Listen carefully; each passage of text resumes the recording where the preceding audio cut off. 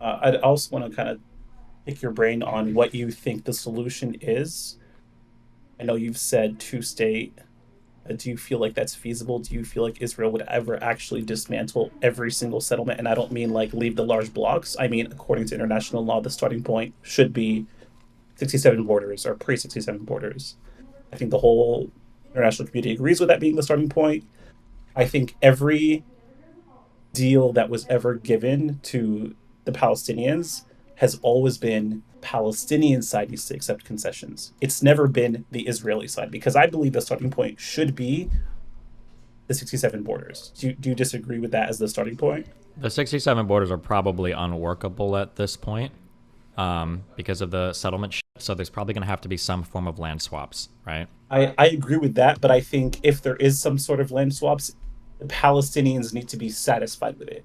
Because I agree. again, But I think that the Israel did issue, something illegal and still well, and took additional land, when we say right? They built illegal, all I these mean, like, we're talking settlements. like wars and stuff. So that's kind of a loaded term. That's like, but I mean, wars post 73, has there really been a war? I don't know. I would know if I would call it a war if one side isn't really militarily like, sure. I mean, you like, know. half the land they were attacked from was also land that was already illegally conquered, right? Like, Egypt had control of the Gaza Strip from 48 Agreed. to Agreed. 67, Yeah. right? Jordan controlled the West Bank from 48 to 67, right? Like, this was land that Israel was attacked from. So yeah, did Israel illegally occupy it? Sure, we can say that. They illegally took it from the people who had illegally taken it before, right? Sure. I mean, there wasn't like swaths of Jordanian settlements in Palestine, in the West Bank specifically. So it's a little different, but I get what you're saying. Sure. Yeah, kind of. Yeah, no, you're kind of right there. So Um, but yeah, I don't understand what the where the direction of this argument is. I guess, do you think that it is feasible to remove even the large settlements? And I guess that my main argument, would you agree that since 73, Israel has never put forth, because I always hear this constantly, oh, Palestinians rejected every single deal on the table, whereas not a single deal was actually fair. I think the Oslo Accords, I think were good, and I think that Camp David Summit and then the Taba Summit after, I think were both incredibly good. I think Palestinians walked Okay, away from that deal, the both of those, because they were greedy. were there any concessions that Israel was making during either of those deals? Because I think that's just I don't know what we're insane to looking say there for in was. terms of concessions, but like We just agreed on what the starting point should be, which is the 67 the borders. concessions That's that the they starting were point. the concessions that they were willing to make was, I think it was letting over 100,000 Palestinians resettle in Israel proper. I think it was establishing and contributing to a $30 billion international fund that would allow Palestinian Is refugees that a to be done. concession, or is that a part of the agreement to address, quote unquote, the refugee problem? If you're Like looking for that kind Israel to of. make a fun of concession, I don't know. If that's your starting point, then we're No, just saying I don't nothing want a ever. concession. The concession is what does the international community agree with? A just resolution it doesn't mean, full right of return, but a just resolution to, which would include like a fund, like you said, or reparations of some sort.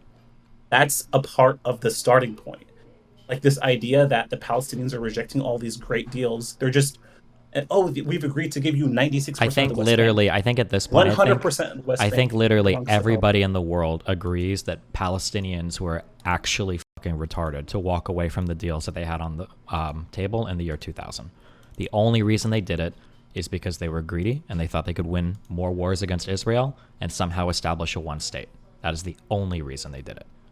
But in terms of like So fairness in deals, a fund established right of return for some Palestinians to go back to Israel, having like an actual state, like decent land in the Gaza Strip, like some 95% of the original West Bank, like that was probably the best it would have ever been in the year 2000 okay, after the okay, Taba Summit. I don't disagree on that point, but I would push back and say that doesn't necessarily mean it was fair Okay, well, because it what are wasn't. alternatives at this point? Well, at this point, we're like kind of far, in my opinion, far past a two-state solution. I don't think it's tangible at this point. Obviously, that'd be ideal, but I think the direction that this government, the Israeli government, is going towards is a one-state solution, kind of by default, right? With one group not going to be able to vote for it to be able to sustain the quote unquote Jewish character of the country. I mean, that's I not think going to that's where happen, we're. right? They're not going to annex territories until they've expelled a majority of the Palestinians from that, right? I mean, they've already talked about annexing Area C and making all the Palestinians living there citizens of Israel just because Yeah, there's like smaller populations there. yeah. But that's what I Um, mean. Like until they've like pushed them to other areas, they're just going to annex slowly. They're never going to threaten their demographic majority in Israel, right? do you not think that Israel, like after this current conflict, I mean, obviously this one's been pretty big relative to anything since 73, Mm-hmm. that they're going to kind of be pushed to, come up with some solution as opposed to like keeping a group of Palestinians in these small enclaves of land and not giving them either, you know, absorbing them fully into Israel, which I want to understand why you're so against. So the Um, reason why I don't think any long-term solution is coming out of this conflict. I think that once the deaths stop, I think people will go back to not caring because the actual conflict itself is a bit too complicated for anybody to have like a good solution for it that doesn't just like allow them to ideologically masturbate over it. So then we just move on to the next thing. Once this particular incursion into the Gaza Strip stops, I think everybody goes back to not giving a fuck again. That's my guess. For that, the second part. What was the second part you asked? Oh, do what's you the think? argument against the one-state solution? Because if Israel feels like the Palestinians are all the people that literally just want to kill Jewish people and expel as many Israelis as they can from the state of Israel, making it a one-state solution and then letting 6 or 7 million Palestinians come back to all vote, probably they feel like they're going to be a threatened minority in their country. And do you agree with that? Almost That certainly. like That's almost certainly true. Yeah. okay, but you do acknowledge that like some 1.6 million Palestinians or former Palestinians are now living in Israel as citizens and aren't committing terrorist attacks against fellow Israelis because they are able to experience freedom of movement, full equal rights. Essentially, I'll put an asterisk on that, but more rights than living under occupation. So just to assume these Palestinians are going to be violent, inherently violent, if we absorb them into the country, seems a bit.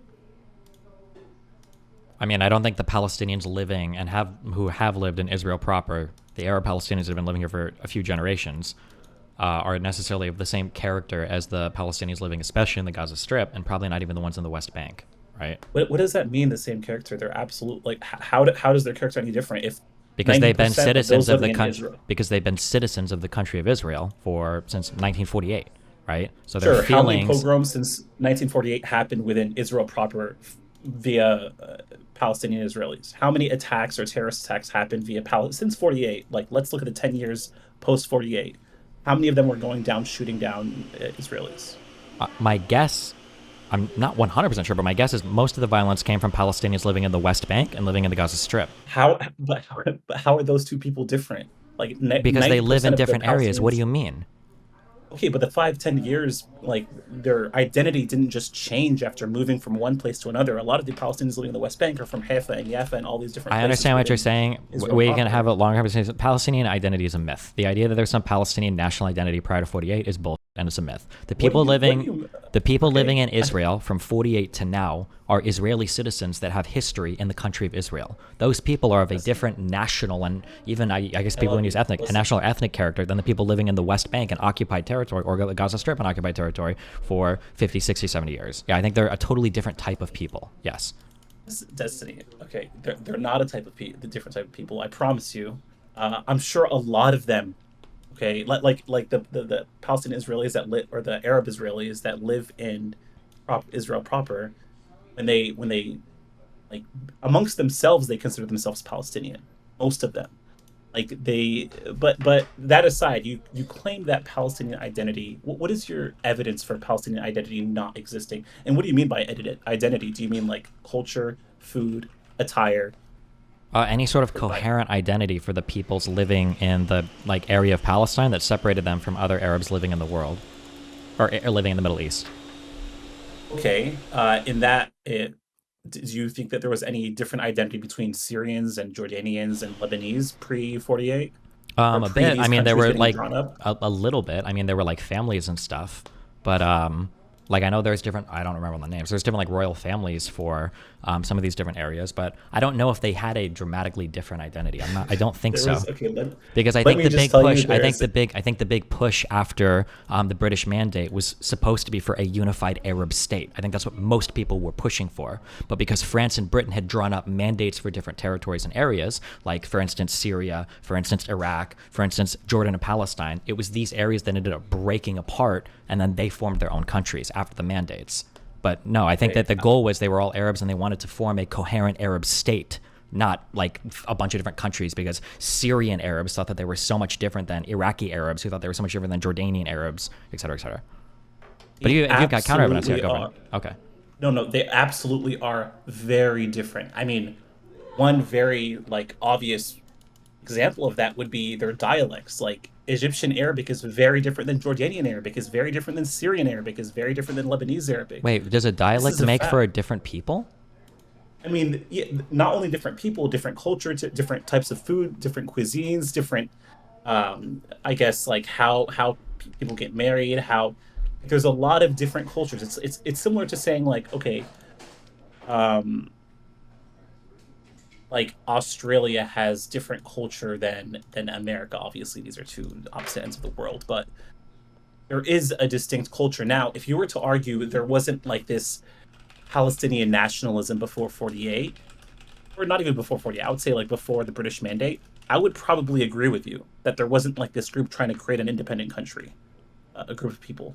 But it didn't change that the people there were distinct from the people living in Cairo.